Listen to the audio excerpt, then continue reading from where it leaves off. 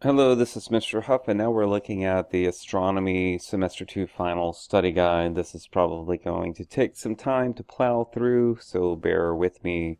Also, remember at the bottom right side, you can adjust the speed of playback so you don't have to listen to me talk very slow. Listing the outer planets in order of increasing mass, you have this in your notes, and you can find it very quickly, I suspect. So we're not going to talk about that. Anything that says define, I'm going to skip right over. I'm expecting you to go find that. What planet has a rotation axis that's close to its orbital plane? That would be Uranus.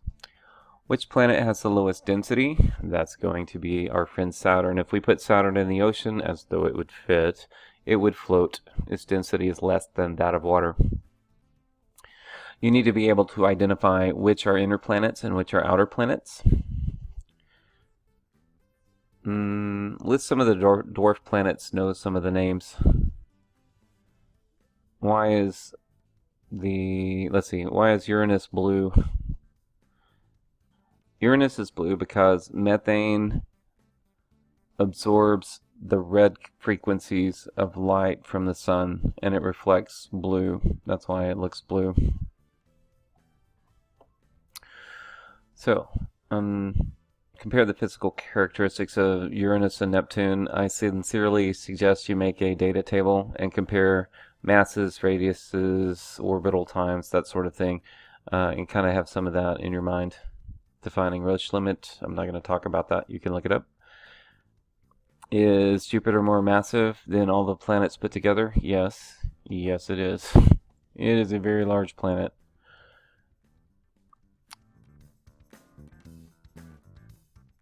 Is the temperature of Jupiter's core higher or higher than the temperature of the sun? Compare the numbers. You'll have to look up the numbers, but we know for a fact that the core temperature of Jupiter is hotter than the surface of the sun. Not the corona, the surface. Why is the sun round-shaped? Well, it's all being pulled toward the center, and the answer would be gravity. How does the sun generate energy? It includes two elements. This is hydrogen being fused into helium. How does Einstein's equation explain energy production? E equals mc squared, so mass and energy are related. So you can release energy from mass. And mass can be turned to energy, energy can be turned to mass, according to Einstein's equation. Why does the sun give off light? Very simple. Because it's hot. What is the typical period between the peaks in the number of sunspots? How many years? It's normally 11 years. It's an 11-year cycle. Define apparent magnitude. Go look it up. What are the axes of the HR diagram and what's odd about them? Let's see. We are comparing temperature and luminosity, and temperature runs in from right to left instead of left to right on the x-axis. What can we measure with data from binary star systems? We can measure stellar masses if we know, if we can observe binary star systems. Based on their orbital behavior, that lets us learn a lot of things using physics. In order for a star to have a large parallax, should it be near or far? The further it is from us, the smaller the parallax. The closer it is to us, the more it apparently moves across our sky between October or between the spring and the fall. That's because it's close. So it looks like it changes position in the sky. Things that are really far away, past the point of what we can measure with parallax, they don't look like they're moving at all. Define the method of standard candles. You kind of need to know that from the previous study guide, and it's also defined, so I'm not going to talk about it. Can spectral lines be used to determine the composition of a star? That's pretty much the only way we can tell. Okay, so sliding on down, I should have numbered these. What factors were right here? What factors determine the kind of life a star is going to lead? The main thing is its mass. When the fusion of hydrogen atoms into helium starts, what stage of the stellar evolution has occurred? When fusion begins, you have the birth of the star. Before that, it is a protostar.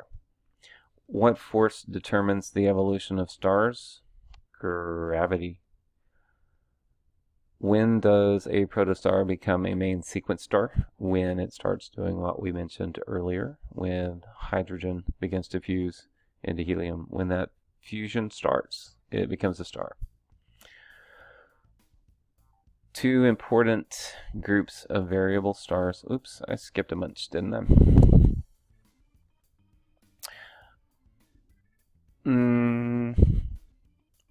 So right here, defining brown dwarfs, and what's another term for them? Your definition should refer to something that mentions failed star. Two important groups of variable stars are Cephids and are Lyrae. Define white dwarfs. Not going to do it. You have to work. What is at the center of a planetary nebula? That would be a white dwarf. Define neutron stars and how are they different than white dwarfs. You should make a little T-chart that compares neutron and white dwarfs.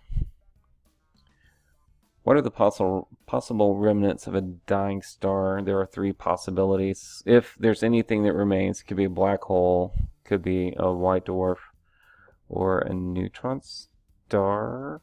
Let me check that. Yes. The remnants of dying stars can be white dwarfs, neutron stars, or black holes. It all depends on the mass of the star. And I think I already said this. Okay. Oh, that's my question.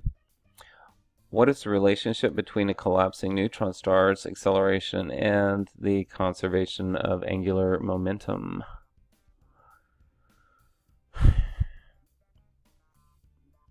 Well, this is, as it collapses, the star accelerates to about 1,000 times per second. And the reason it's accelerating, it's just like a ballerina that is spinning on her toe and she pulls her arms in and spins even faster. As the star collapses, it accelerates to conserve angular momentum. How do astronomers identify a black hole in the sky? Well, they can't really see the black hole, but they can look at its effect on its neighboring, the neighboring objects and the things that pass between us and it and behind us and it. What is the escape velocity inside a black hole? Listing things that cannot escape a black hole. So it's anything that is below the speed of light and light itself. So the escape velocity is the speed of light or higher. So anything that's not moving the speed of light cannot escape. How were the first pulsars observed?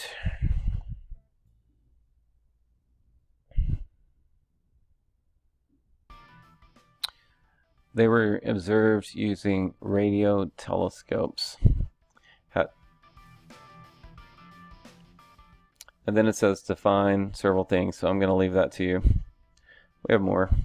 What is the evidence? There's three at least that support the assumption that a large number of living species disappeared about 65 million years ago due to a catastrophic impact.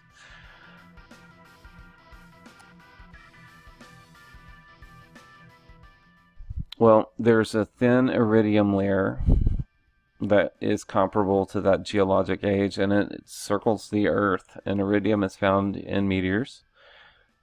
There's also a thin layer of soot that goes around the Earth, and there is a crater that I can't even attempt to pronounce, but it's spelled Chicxulub.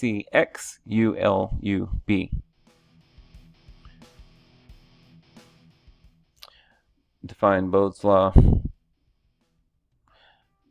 I'll let you find the definition of Bode's law. The reason you should see Ceres is they were looking for a planet to be there based on the behavior of, or based on what Bode's law predicts. And they looked in the sky and found Ceres. They didn't find the planet they were looking for, but they found the asteroid belt. How many asteroids are there in our solar system? Easily more than 150 million currently that we know about, and we're finding more all the time. Do some asteroids have moons? Yes, they do. Some are large enough to have objects orbiting them. Historically, how did people respond when they saw a comet? A comet was considered to be a bad omen. There were bad things coming when they saw that, so there was usually some fear and apprehension involved when comets were crossing the sky. And this question is about Titan's moons, or Titan, which is a moon of Saturn. That's what I meant to say. And why couldn't they study the surface? And the problem is that it's covered with these clouds that obstructed the view of Voyager, so we couldn't see the surface because of the clouds. When astronomers discovered Charon, what were things they could determine about Pluto? Using physics, they could determine the mass and radius of Pluto. They could tell how big it was and how much it weighed.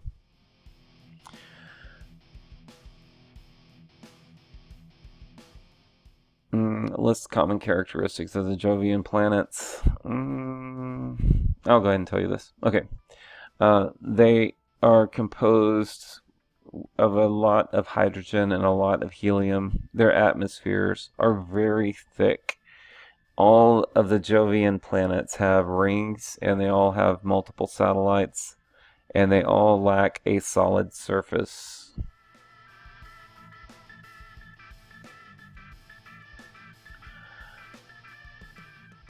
Is the sun's rotational period different at the poles than at the equator? Yes, it is. The surface of the sun moves at different speeds, and that causes some problems with the magnetic field.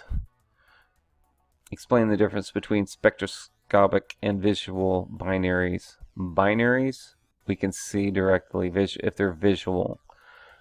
Otherwise, if they overlap each other or they're so close together that we can't tell that there are two there, but we can tell with spectroscopic analysis that there is some sort of interaction happening.